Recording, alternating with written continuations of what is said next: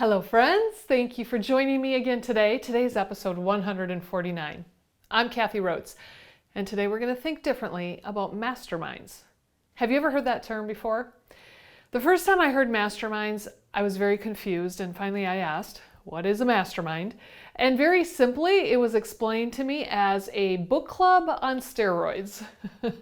Now, masterminds also, they kind of have a broad definition. They also might be accountability meetings or accountability brainstorming sessions or trainings of some sort. Regardless, a mastermind is a time for like-minded people to come together to master something. Maybe you're mastering content. Maybe you're mastering a project. Coming together to master something is powerful. For my example, okay, this is going to be a book club on steroids, but it's not a book club where we're going to regurgitate what you can read in the book. We're not going to talk about the similes or metaphors or foreshadowing or nothing like that, like often you do, especially with fictional books. This is a time where we're going to dive even deeper than the content in the book. Now, there's also a lot of powerful questions. There's also an opportunity where you as a participant are asked questions, and everybody in the mastermind has an opportunity to think and truly answer the question that is being presented. It helps deepen the content. Why am I talking about a mastermind here? Well, over the last few weeks and few months, I've been talking to some different people with the same desire, a desire to learn, a desire to grow. Maybe it's coaching that they're inquiring about. Maybe it's just the simple question of, what book should I be reading? What can I do to step up my leadership, to step up my growth? And over again, I have been recommending that they start with the powerful book by John Maxwell called Developing the Leader Within You 2.0. Very powerful. The content in here is all about developing you, developing the leader within you. And the reason it's 2.0 is because John has recently rewritten it. So I definitely recommend the current version. But then I got thinking, hey, what if I were to mastermind this book together with the people who want to grow? And timing isn't working right to connect with these people, but podcasts and YouTube videos, they're always available. So I'm getting a little creative here. Okay, I'm gonna do a mastermind over the next few weeks on this book so that you can get an idea of what a mastermind is all about, and you can also dive in to this book. Dive in and read it yourself and follow through with the questions that I'm going to be asking. Truly take time and get a notebook and write out your answers. I'm going to share some of my answers as well so that you just kind of get a different perspective of how somebody else thinks. That's the power of a mastermind. When we can hear the answers of other people, that gets us thinking differently. That gets us thinking in a way that's going to bring us increased leadership and increased growth. So let's dive right in. Every week for the next 5 weeks, I'm going to go through 2 chapters in the book. There's a total of 10 chapters. So today I want to dive into chapters 1 and 2. And I'm going to give you a brief description of what the chapter's about, if you haven't read it yourself already. But then we're going to dive into some questions that just take the content a little deeper. All right, so chapter 1 is titled The Definition of Leadership, Influence. This chapter is all about influence. And influence is the definition of leadership. John Maxwell's most common quote, the thing that I hear him say the most often is, leadership is influence. Nothing more, nothing less. So when he calls this chapter the definition of leadership, influence, that's exactly what he meant to say. Leadership is influence. So in this chapter, the author, John Maxwell, talks about, actually he shares some different things. First of all, he shares 3 insights about influence. Okay, really good stuff to learn. He also shares 5 levels of leadership. Now, I want to quickly just go through these 5 levels of leadership. He actually has a book on the 5 levels of leadership. Okay, so you can read in depth about this. And this chapter 1 does go a little more in depth than most books do. But the 5 levels of leadership, it's a pyramid. So think of the base piece of the pyramid is positional leadership. Positional leadership is when you have the rights to lead. You've been given the title, you've been promoted. You are in the position of leadership within an organization. People are following you right now because they have to. You're the boss. They have to, okay? You take a step up on this pyramid, and the next level of leadership is permissional leadership. Permissional leadership is based on relationships. People are following you now because they want to. You've created a relationship with people where they trust you, they want to be connected with you. All right, level 3. Level 3 of leadership is production. A production leader has results. Most often, this is the salespeople, right? A very strong salesperson is oftentimes promoted to a sales manager position. They have results. People are following you now because of what you've done. You've proven that the system works. You figured it out. They want to learn from you. All right, level 4 is people development. People development is based on reproduction. You are developing others. People are following you now for what you've done for them or for what you're doing for them. And then level 5 is the pinnacle leader. Pinnacle leader is based on respect. People are following you now based on who you are and what you represent. Now, here's the deal. You're never always at one level. In every interaction with people, in every interaction during the day, you are many times fluctuating between all 5 levels. We're never always a pinnacle leader. Sometimes we're only positional. Sometimes we are a production type of leader.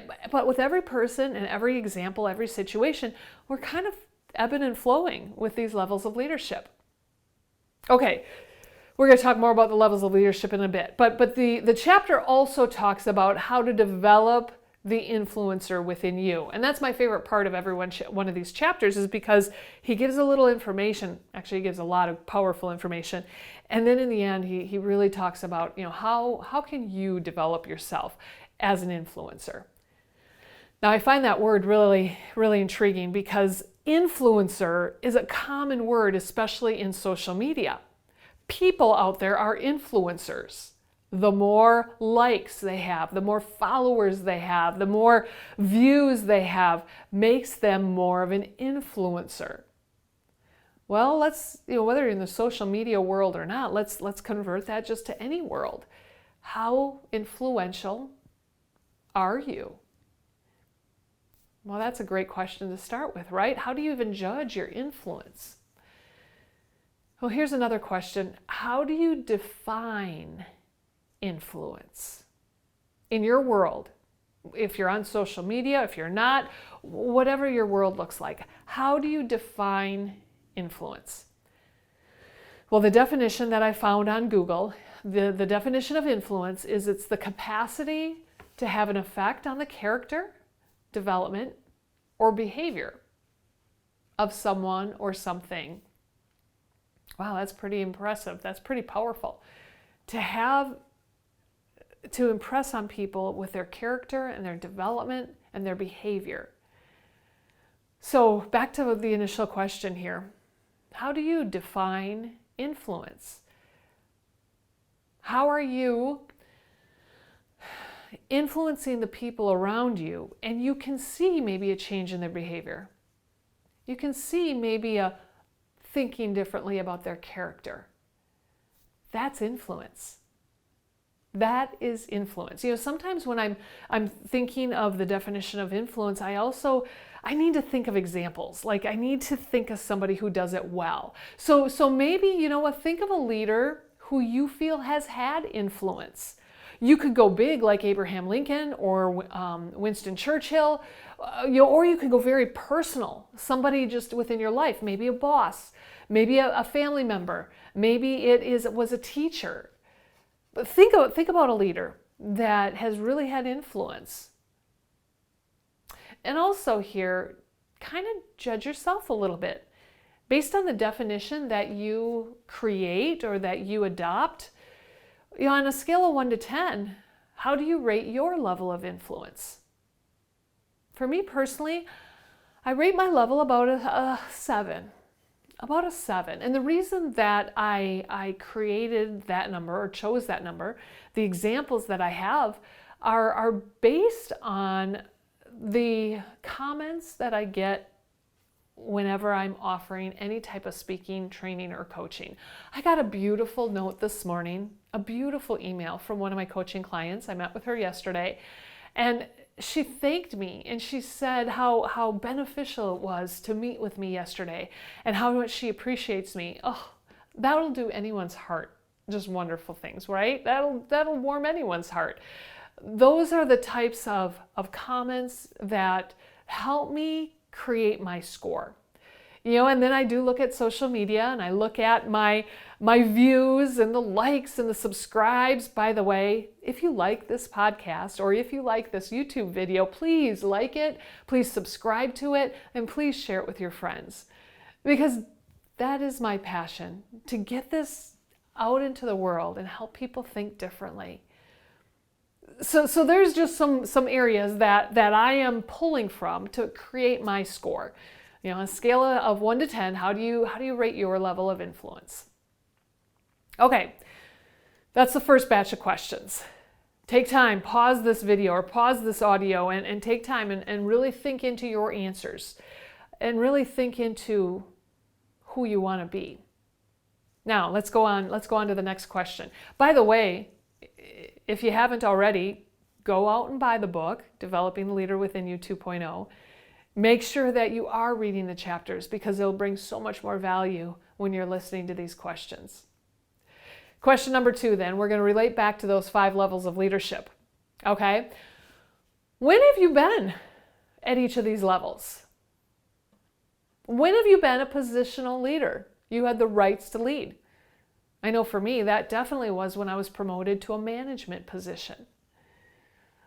That is probably the most common answer. It's naturally what brings you into a positional leadership. Well, what about when you graduated to permissional leadership, where there's a relationship? For 6 years, I led a mastermind with some direct selling friends and peers. They weren't necessarily on my team. They were peers that we met at conferences and we knew each other, so we stayed connected. Every Thursday we would meet over the noon hour and we would mastermind a book of whatever we chose. And it was wonderful, but I knew that I had some relational leadership, some permissional leadership at that point. I don't know, at one point I think we had 10 people in the group. To get us together on a very routine basis was powerful. It was valuable to our business.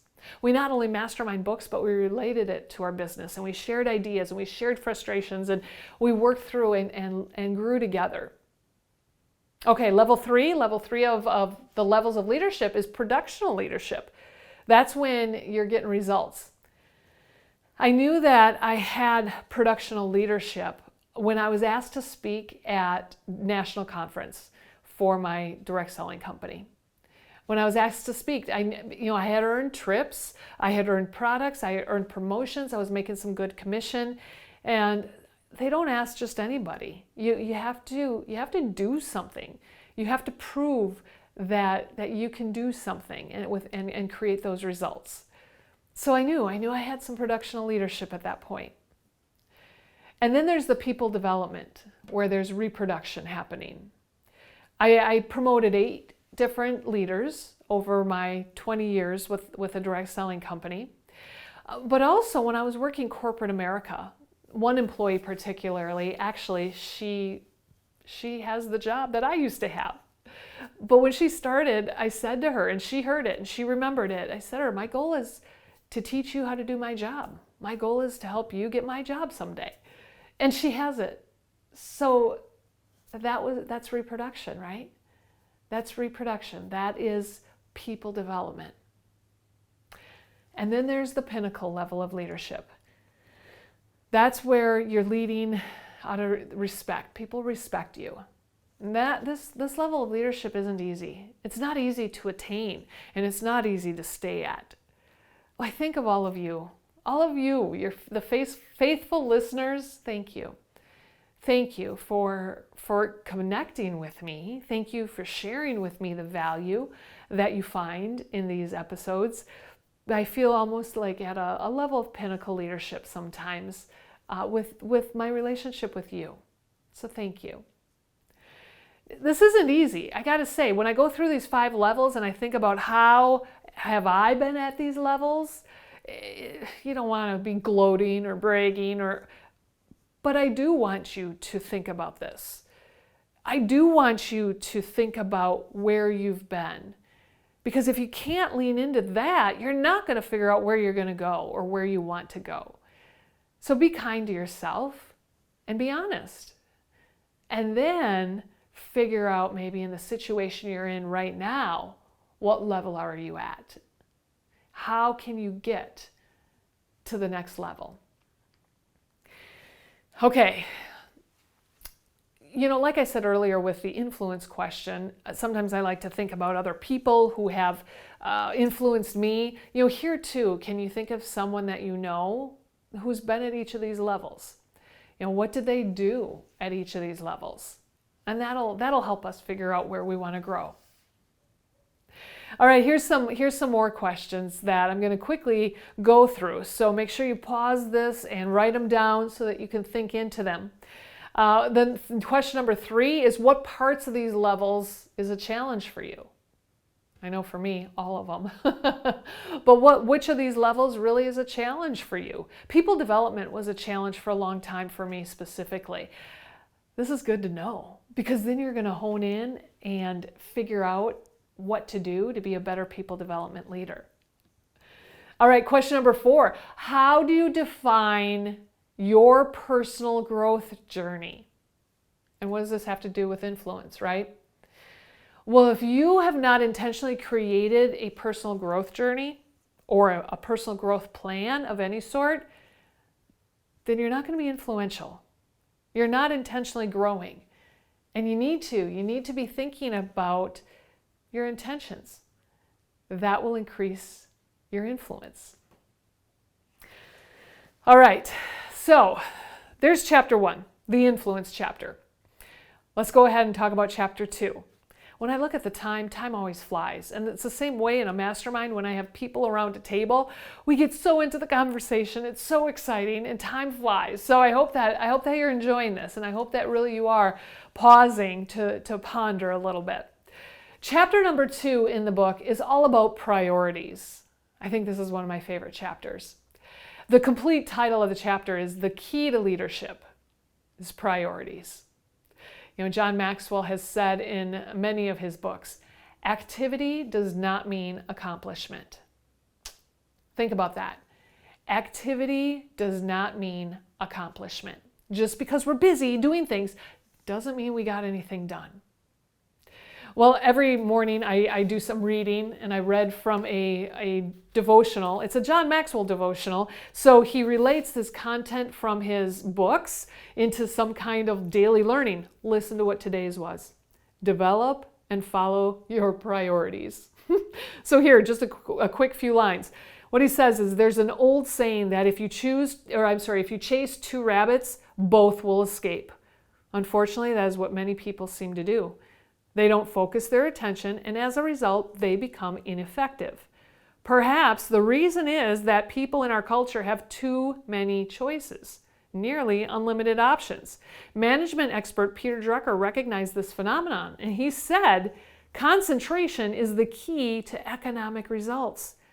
No other principle of effectiveness is violated as constantly today as the basic principle of concentration. Our motto seems to be, let's do a little bit of everything. If you want to develop your talent, you need to focus. If you're going to focus, you need to work on knowing what your true priorities are and then doing them. So, what's this chapter about? Well, okay. In the book, he talks about 5 priority pressures, like having too many priorities can paralyze people. I can relate to that. He also talks about 5 priority principles, like the important needs to take precedence over the urgent. The important needs to take precedence over the urgent. This is where he talks about Covey's urgency grid. If you've never dove into that or seen that, ooh, that's some powerful stuff in this chapter. He also talks about 3 proactive priority solutions. And again, at the very end of the chapter, he talks about how to develop the priorities or the prioritizer within you. So, question number 1, how do you define priorities? How do you define priorities? Priorities, to me, are not always what I want to do most. Priorities really shape themselves as a high priority because of usually a deadline. A deadline creates my priority list. I need to do certain things today because I have an article due tomorrow. I have to do my podcast today if we want it published tomorrow. I have to return some phone calls. These deadlines is what's creating my priority list. I'm teaching a class next week, so I better be prepared. That's on my priority list, right? The priorities are not always what I want to do. What I would really like to do is just sit and read a new book that I have and take notes and digest it. Now is not the time for me to do that, especially in the early morning when my brain is the best. All right, so that's question number 1. How do you define priorities?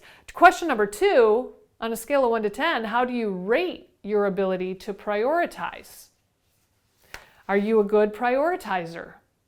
For me, I rate my ability high. I'm probably about between an 8 and a 9.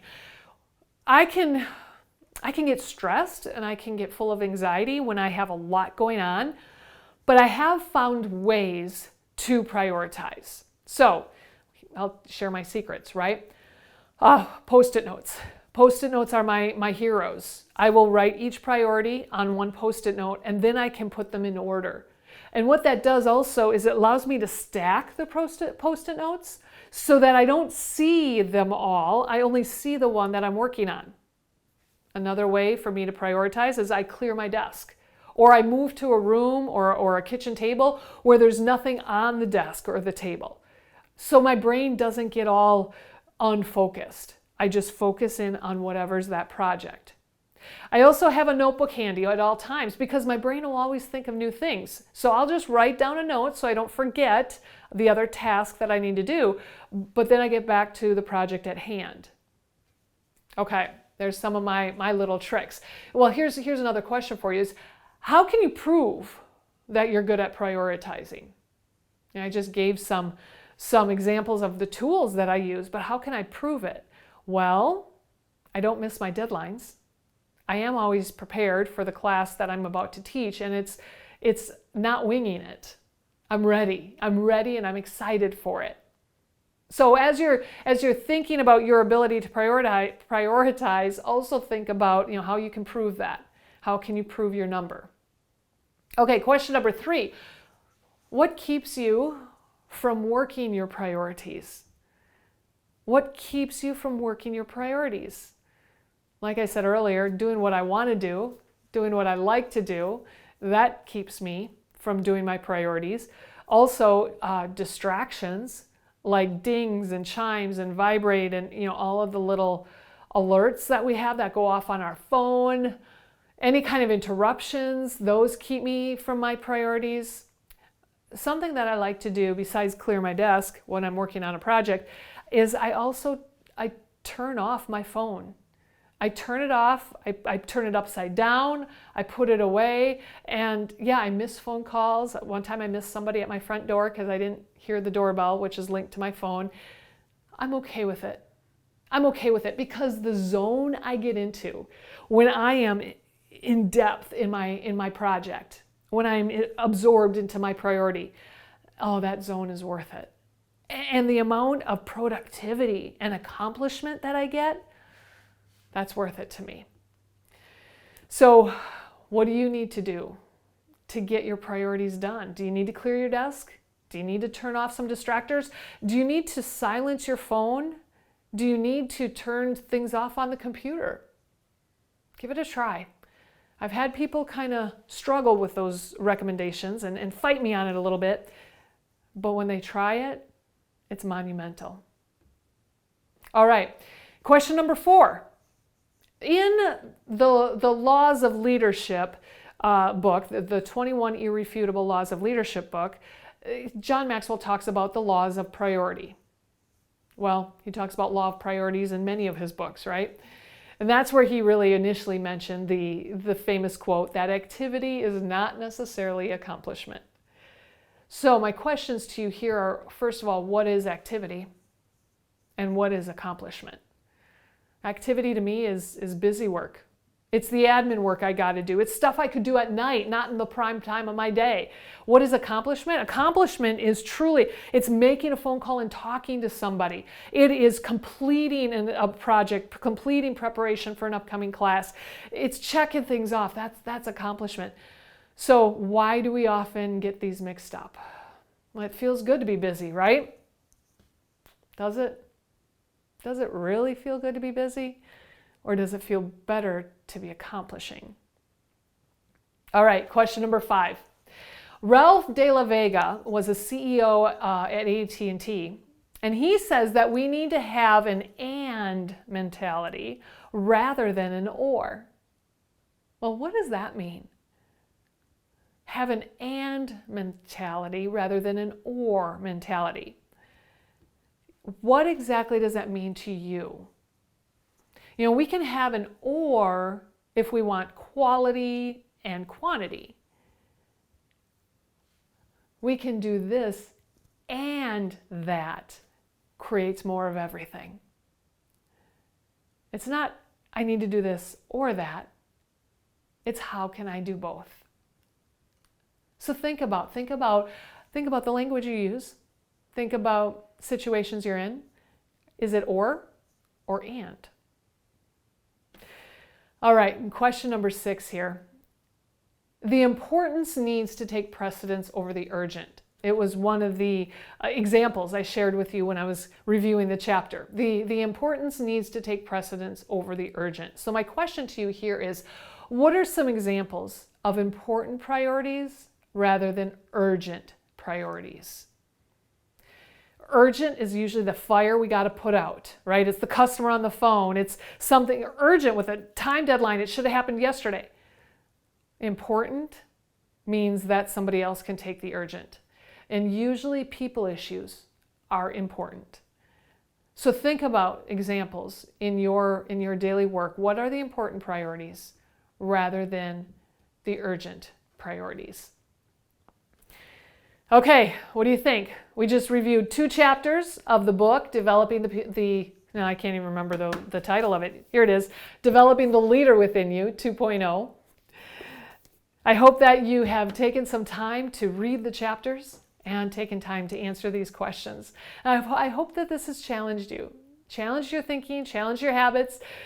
I hope it's also helped you, urge you, encourage you to buy a new book. It's summertime. And it's also time to learn. I guarantee this is definitely going to help you be more efficient and certainly more empowered. So enjoy and be great this week. I'll see you next week where we're going to talk about chapters 3 and 4. So be a super student and read ahead of time. We'll see you then.